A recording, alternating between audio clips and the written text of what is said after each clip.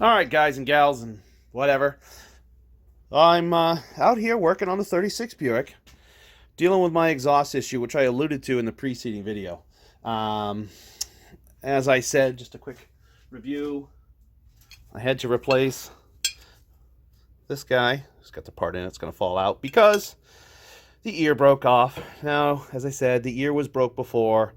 I brazed it back on. It's not the best braze job because this is so contaminated. No matter how much you heat it, you can't get the oils and the nastiness out of it to get good penetration. So, but it was holding okay until I put a new exhaust pipe on, and then that put pressure on this because the angle wasn't right, and it broke. So I got a new one. I'll set this aside. So what I'm doing now is I've put the new manifold on. I've got it just lightly bolted on each end to hold it. I've got this guy on and torqued.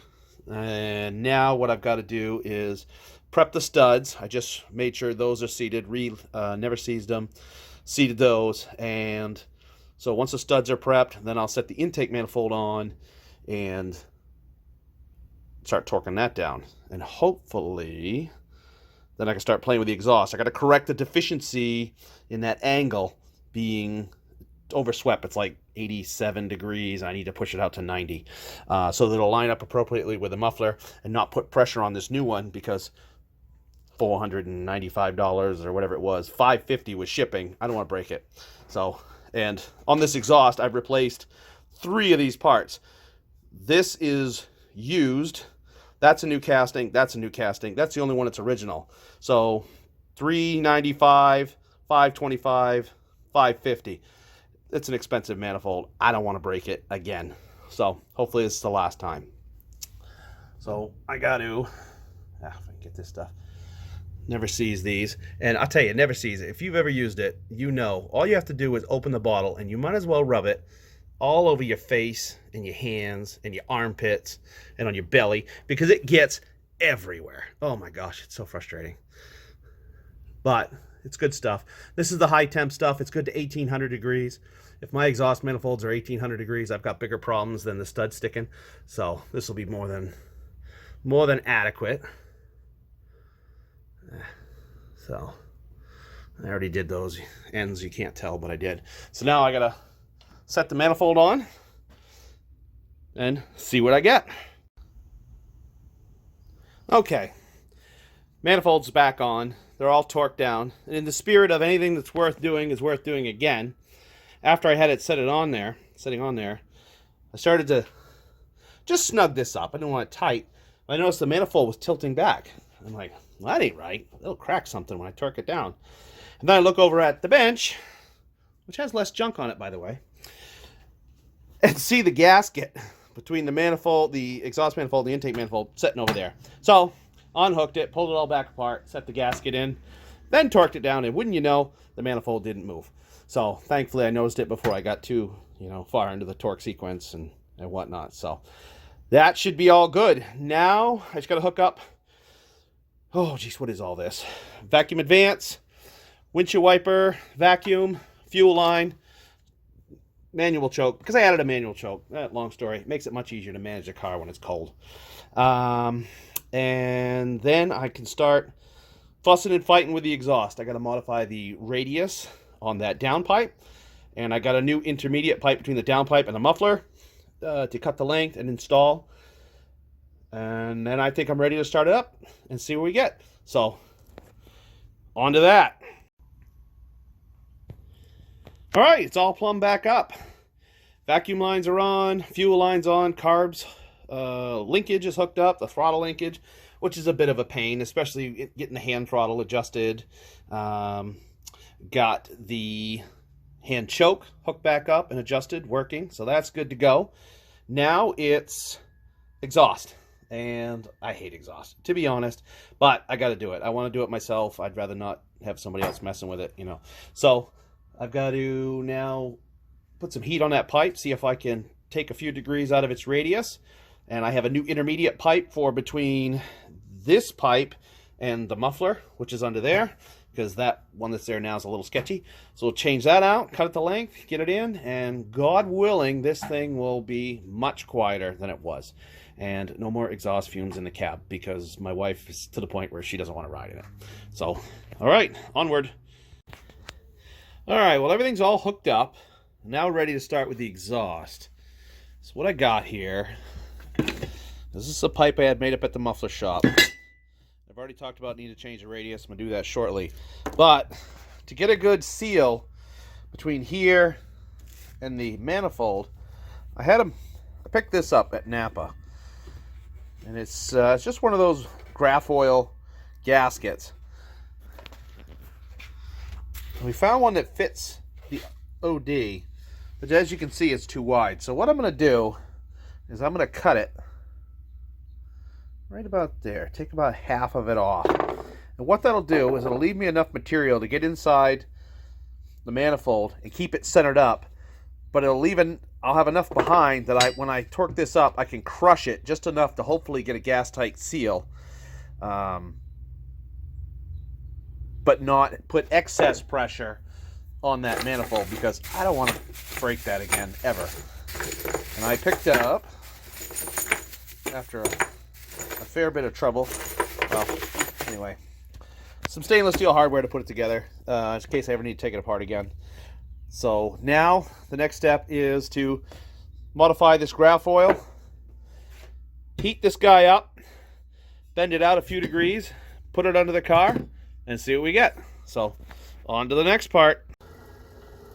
All right, we got this narrowed up, cleaned up. Had to use a grinder, not a knife. I didn't realize there's a steel structure in there, like a grid, which makes sense that there would be. So now I'll test fit this guy.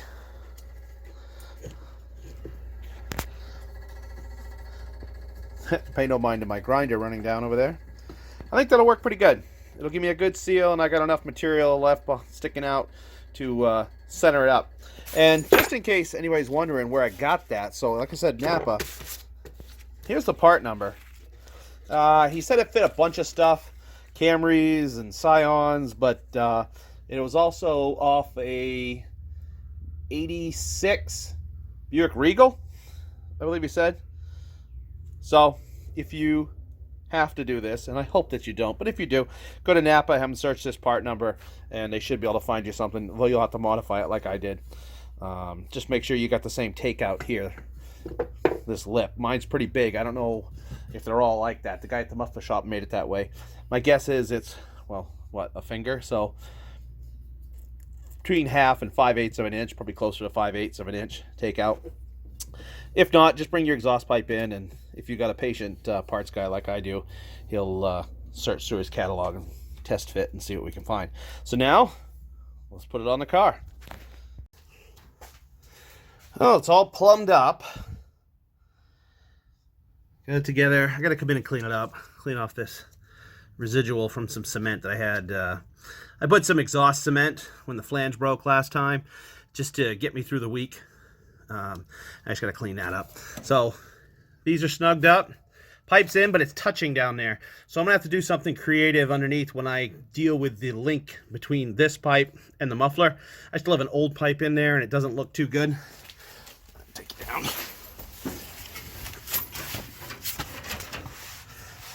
So you can see where it comes down and it's hitting.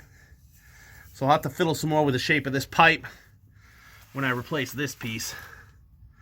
Going back to this muffler, you can see this pipe leaks a little bit anyway.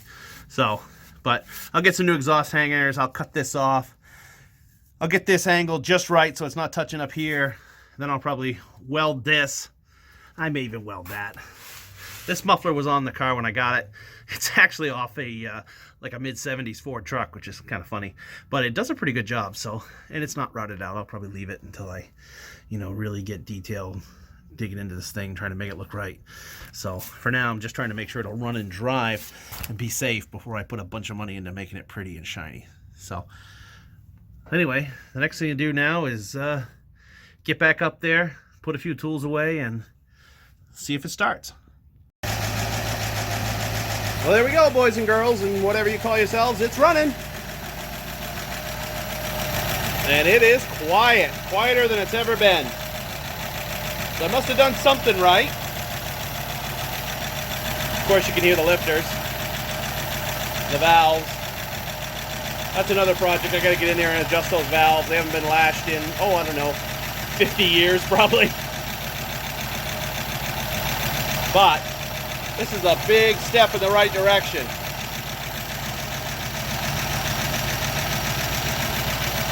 Next thing will be a test drive.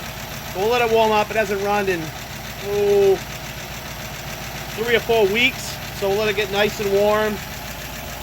I gotta move the T out of the way. I've been using that to go back and forth to the parts store. And then we'll take it out for a spin and see how it sounds and how it smells, and hopefully nothing pops or breaks. We'll come back, retorque all the studs, make sure nothing backed off, and then we'll go put some miles on it. Grab my lovely bride and see if she wants to go get an ice cream. All right. Oh, there we go. Exhaust leaks are fixed. At least for now, until I do the rest of the exhaust. Just took it for a spin around the block.